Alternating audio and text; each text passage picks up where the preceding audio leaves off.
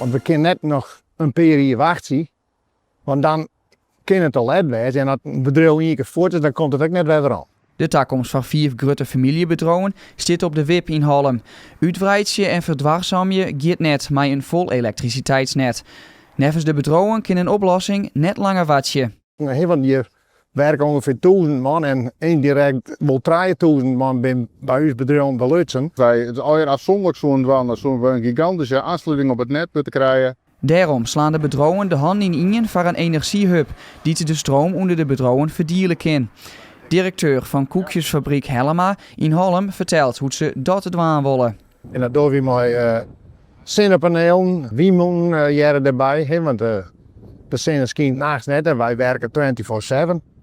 Dus de jerk wiemen bij en de jerk accu's bij om als het te volle stroom is om dat tijdelijk op te slaan. Wat dat de energiehub er net komt. Nou, dat zou betekenen kunnen dat een aantal bedrijven dus net verduurzamen kunnen en dat ze hier op termijn voedsel gaan.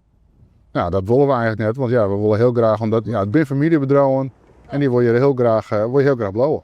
Alleen de vergunningverlening ligt nog op hun wachtje. Dat is een verschrikkelijk dreig proces en dat is nou krijgt wij in Nederland, maar ook dus in de provincie en ook dus in de gemeente, mathematisch, dat oorsmaakt. Ook andere alternatieven, zoals een Lietse kerncentrale, worden vanuit de gemeentelijke politiek neemt als een oplossing voor het stroomprobleem. Wij gaan vaak mensen van de fracties, als het nou de gemeente is, de provincie, hoe de vlier gewoon.